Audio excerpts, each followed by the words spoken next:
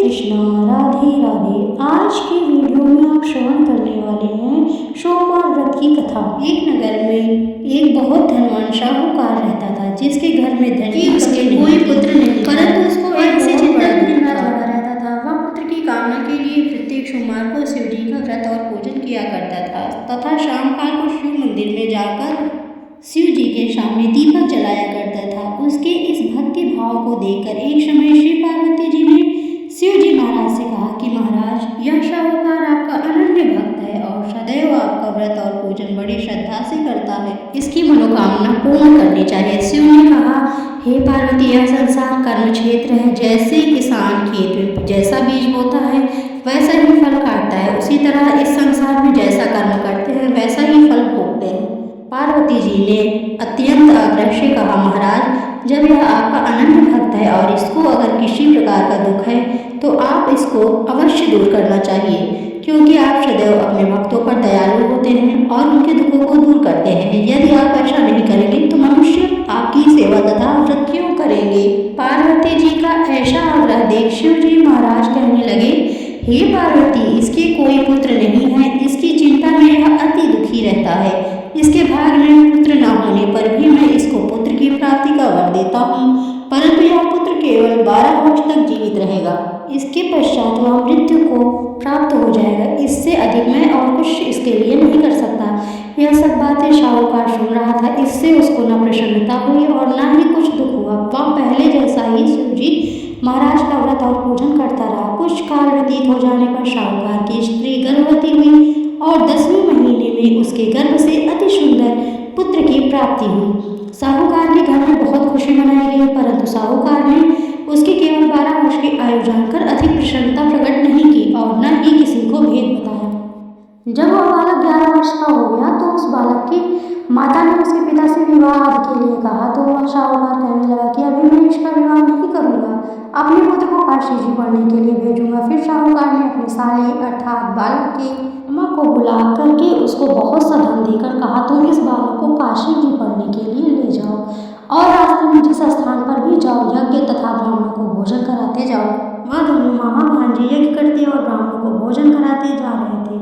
रास्ते में उनको एक शहर दिखाई पड़ा। उस शहर में राजा की कन्या का विवाह था और दूसरे राजा का लड़का जो विवाह कराने के लिए बारात लेकर आया था वह एक आंक्षी काना था। उसके पिता को इस बात की बड़ी चिंता थी कि कहीं वर को देख कन्या के माता पिता विवाह में किसी प्रकार की अड़चन पैदा न कर दें। इस कारण जब उसने अति सुंदर सेठ के लड़के को देखा तो मन में विचार किया कि क्यों न दरवाजे के समय इस लड़के से वर का काम चलाया जाए। ऐसा विचार करके पिता ने उस लड़के और मामा से बात की। वे तो राजी हो गए।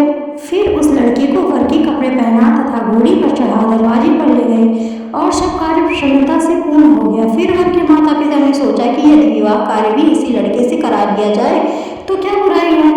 ऐसा विचार कर लड़के और उसके मामा से कहा, यदि आप फेरों का और कन्यादान के काम को भी करा दें तो आपकी बड़ी कृपा होगी और मैं उसके बदले में आपको बहुत कुछ धन दूंगा।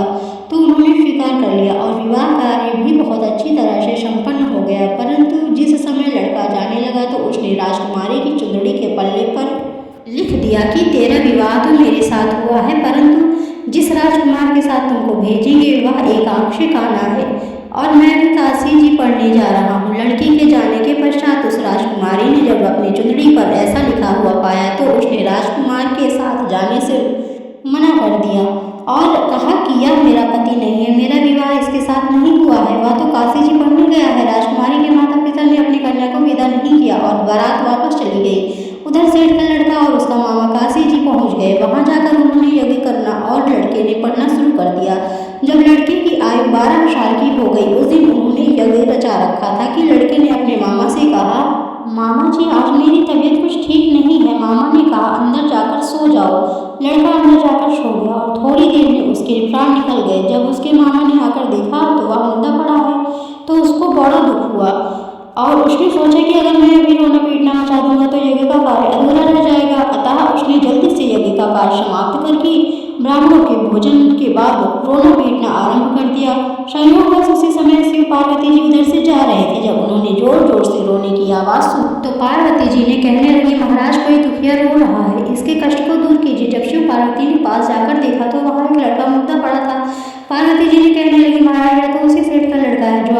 वरदान से हुआ था। शिव जी ने कहने लगे, हे पार्वती, इसकी आयु इतनी ही थी यह भोग चुका। तब पार्वती जी ने कहा, हे महाराज, इस बालक को और आयु दो, नहीं तो इसके माता पिता तड़प तड़प कर मर जाएंगे। पार्वती जी के बार बार आग्रह करने पर शिव जी ने उसको जीवन वरदान दिया और शिव जी महाराज की कृपा से लड़का जीवित हो गया। शिव जी और पार्वती कैलाश पर्वत को चले गए। तब वह लड़का और मामा उसी प्रकार यज्ञ करते तथा ब्राह्मणों को भोजन कराते अपने घर की ओर चले पड़े। रास्ते में उसी शहर में आए जहाँ उसका विवाह हुआ था। वहाँ पर आकर उन्होंने यज्ञ आरंभ कर दिया तो उस लड़के के ससुर ने उसको पहचान लिया और अपने महल में ले जाकर उसकी बड़ी खातिर की। साथ ही बहुत से दास दासियों सहित आदरपूर्वक लड़की और जमाई को विदा किया। जब वह अपने शहर के निकट आए तो मामा ने कहा कि मैं पहले तुम्हारे घर जाकर खबर आता हूँ। जब उस लड़के का मामा घर पहुंचा तो लड़के के माता पिता घर की छत पर बैठे थे और यह व्रत कर रखा था कि यदि हमारा पुत्र सकुशल लौट आया तो हम राजी खुशी नीचे आ जाएंगे, नहीं तो छत से गिरकर अपने प्राण खो देंगे। लेकिन उस लड़के के मामा ने आकर यह समाचार दिया कि आपका पुत्र आ गया है, तो उनको विश्वास नहीं आया। तब उसके मामा ने शपथ पूर्वक कहा कि आपका पुत्र अपनी स्त्री के साथ बहुत सारा धन साथ लेकर आया है। तो सेठ ने आनंद के साथ उसका स्वागत किया और बड़ी प्रसन्नता के साथ रहने लगे। इसी प्रकार से जो कोई भी सोमवार के व्रत को धारण करता है अथवा इस कथा को पढ़ता या सुनता है, उसकी समस्त मनोकामनाएं पूर्ण होती है। बोलिए शंकर भगवान की जय।